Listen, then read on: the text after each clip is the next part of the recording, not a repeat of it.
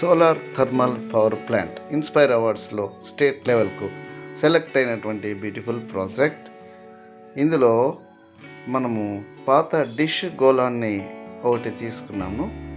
ఈ వేస్ట్ గోళంలో ఈ పుటాకారంగా ఉన్నటువంటి భాగంలో ఇలా అద్దాలను చిన్న చిన్న పీసులుగా కట్ చేసి అతికించుకోవాలి. అద్దాలు లేనప్పుడు సిల్వర్ ఫాయిల్ను కూడా ఉపయోగించవచ్చు. ఇలా అతికించిన తర్వాత దానిని ఒక చెక్క మీద స్టాండ్ సహాయంతో అమర్చుకోవాలి. తర్వాత అది అటు ఇటు తిరిగేలాగున కూడా స్టాండ్ అమరికలోనే ఉంటుంది.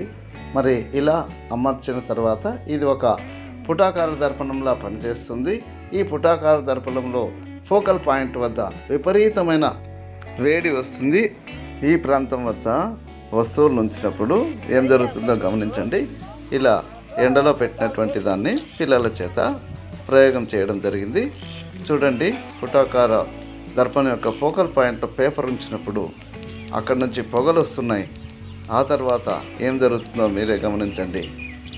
కొద్దిసేపటి తర్వాత అలా సూపర్ సూపర్. ఎవరు అది? Very good.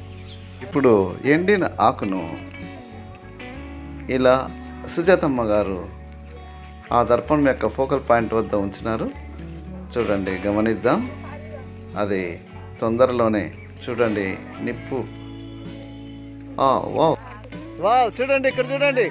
క్లాప్స్ కొట్టు సుజాతమ్మ గారికి. గమనించారు కదా ఎంత వేడి వచ్చిందో. కాబట్టి ఈ వేడిని ఉపయోగించి మనం ఇప్పుడు థర్మల్ పవర్ ప్లాంట్ను తయారు చేయడం ఎలా తెలుసుకుందాం. ఇక్కడ డిష్ గోళానికి అద్దాలు అంటించబడి ఉన్నాయి. దానిపైన కుక్కర్ పెట్టడానికి ఒక స్టాండ్ అమర్చబడింది. ఆ కుక్కర్ యొక్క నాజిల్ పైన ఒక ట్యూబ్ ద్వారా ఒక గొట్టాన్ని అమర్చినాము. ఈ గొట్టము అక్కడ ఉన్నటువంటి ఒక ఫ్యాన్ దగ్గర అమర్చబడింది. ఆ ఫ్యాను ఒక డైనమోలాగా పనిచేస్తుంది. దాని పక్కనే ఒక ఎల్ఈడి బల్బ్ కూడా ఏర్పాటు చేయబడింది. ఇలా అమర్చబడిన ఈ ప్రాజెక్టులో కుక్కర్లో కొద్దిగా నీరు పోసి ఈ మొత్తం ప్రాజెక్టును ఎండలో ఉంచినప్పుడు ఫోకల్ పాయింట్ దగ్గర విపరీతమైన వేడి వస్తుంది. కాబట్టి కుక్కర్లోని నీరు విపరీతంగా వేడెక్కి దాని నుంచి స్టీమ్ విడుదలవుతుంది. ఆ స్టీమ్ ద్వారా గొట్టానికి ఎదురుగా ఉన్నటువంటి ఆ ఫ్యాను తిరిగి